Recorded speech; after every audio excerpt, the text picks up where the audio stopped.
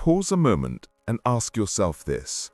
If democracy is truly the pinnacle of human freedom, why does it so often feel like we are trapped in a system we cannot control?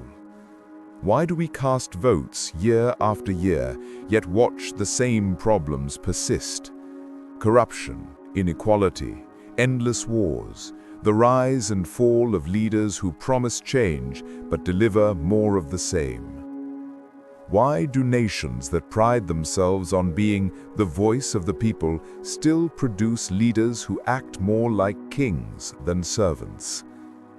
Could it be that modern democracy is not the triumph of freedom we imagine, but rather a carefully managed performance, where power remains concentrated, where citizens are pacified with the illusion of choice, and where the system itself ensures that true change never arrives? Nearly 2,500 years ago, Plato issued a chilling warning. He believed democracy was not the end of tyranny, but the beginning of it. He believed that beneath its attractive surface, democracy carried the seeds of chaos, corruption, and eventually dictatorship.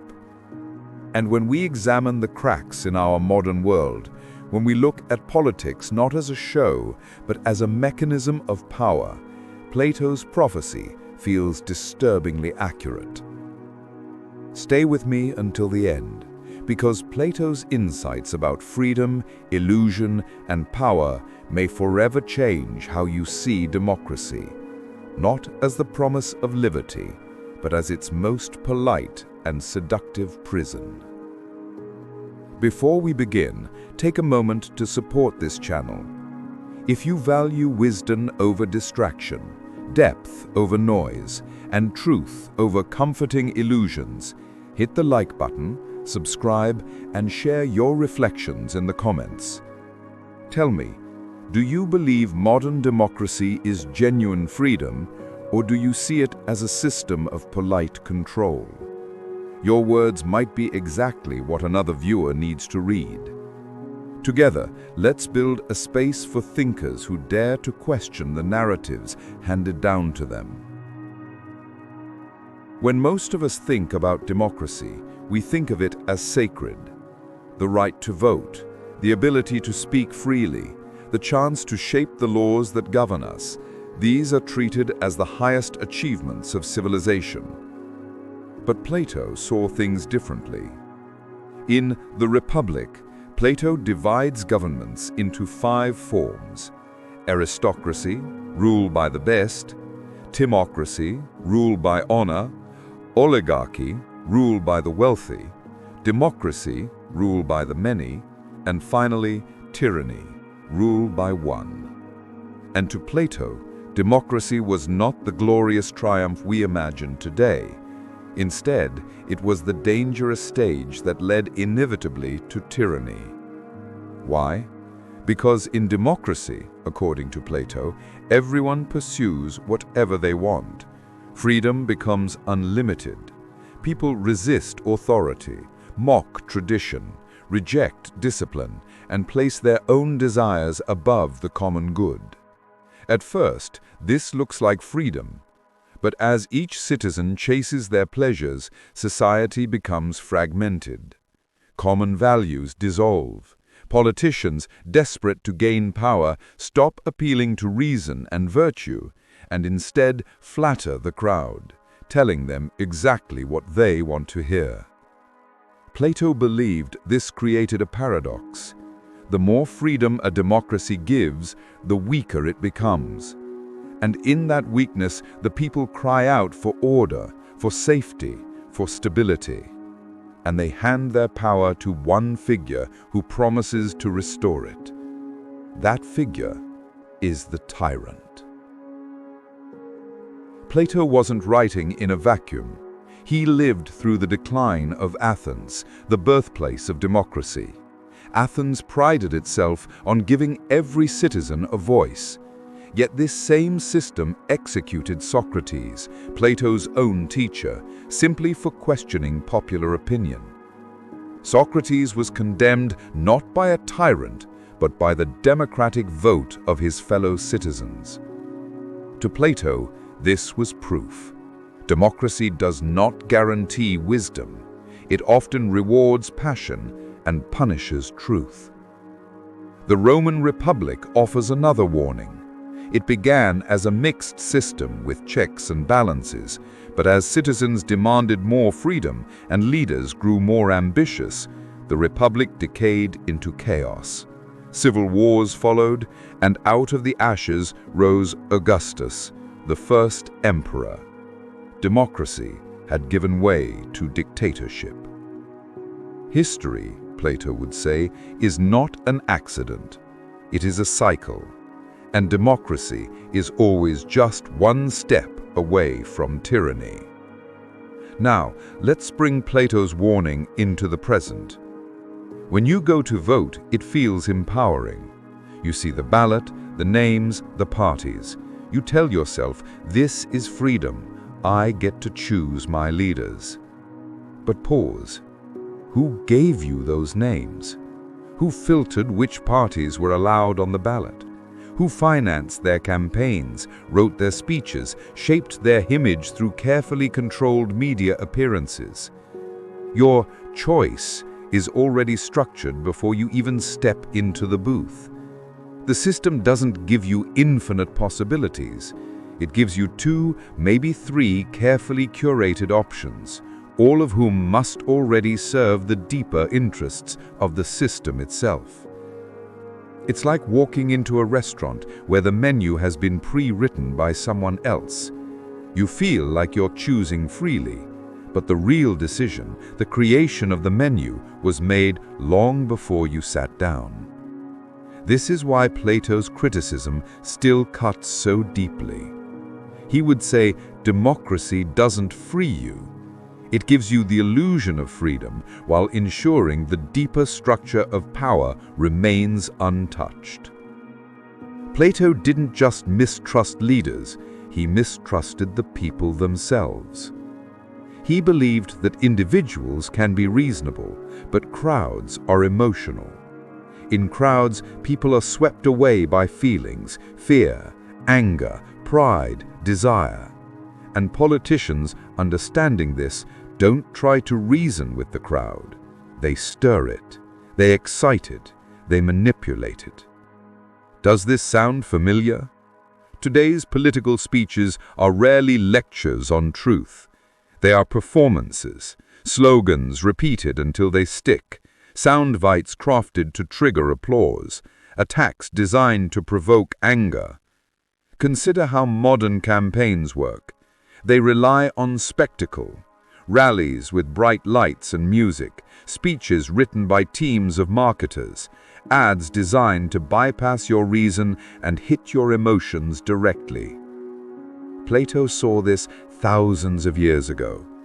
Democracy, he said, is ruled not by wisdom, but by passion.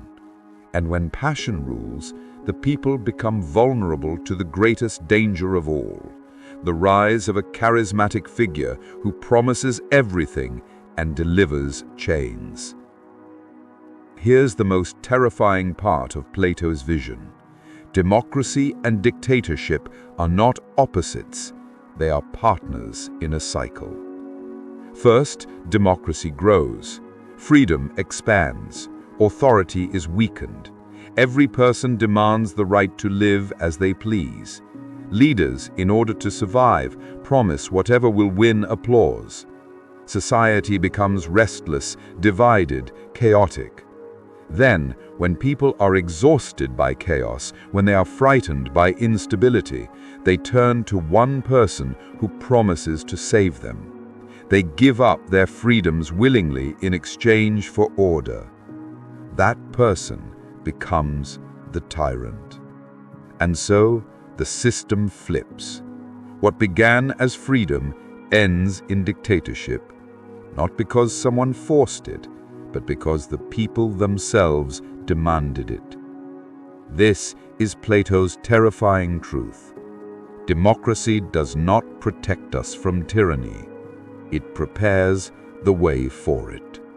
To understand this deeper, Let's return to Plato's Allegory of the cave. Prisoners, chained in darkness, mistake shadows for reality. They don't realize that what they see is only an illusion cast by puppeteers behind them. Today, our democracies function like new caves. Citizens believe they are free because they can choose between different shadows on the wall. This party, that leader, this policy, that promise.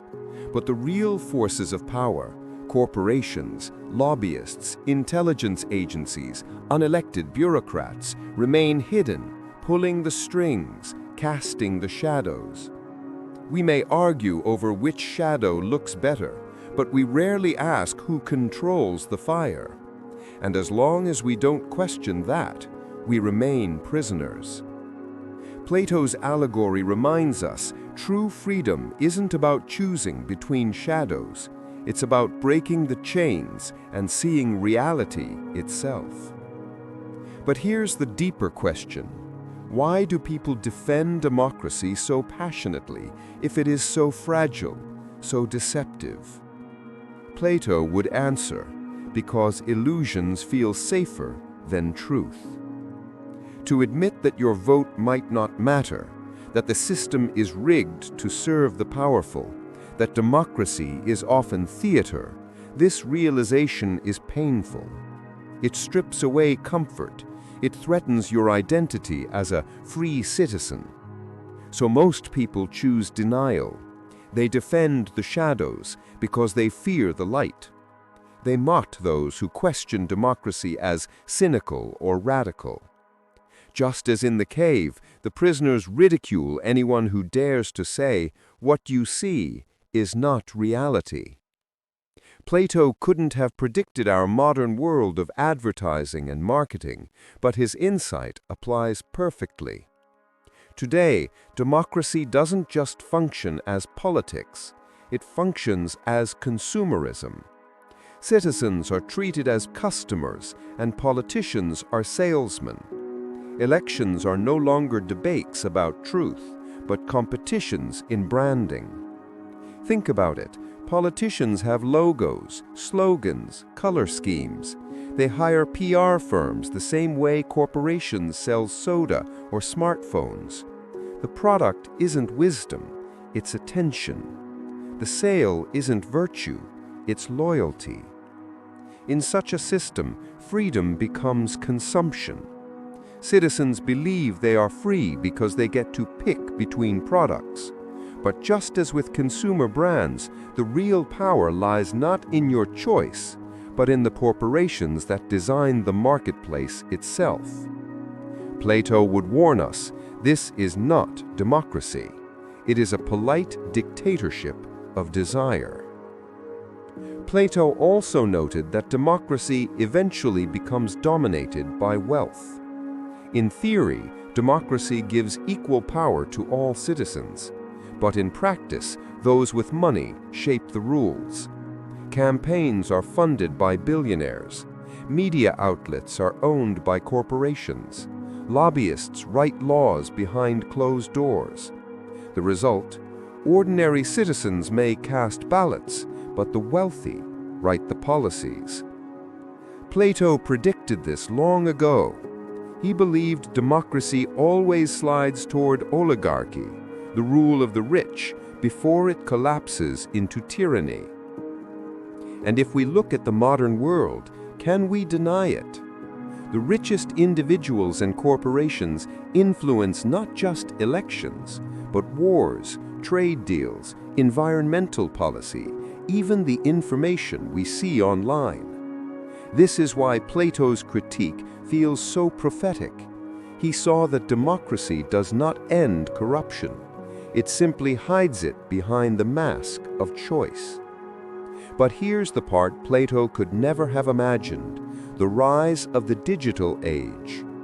Today, democracy is shaped not only by politicians and corporations, but by algorithms.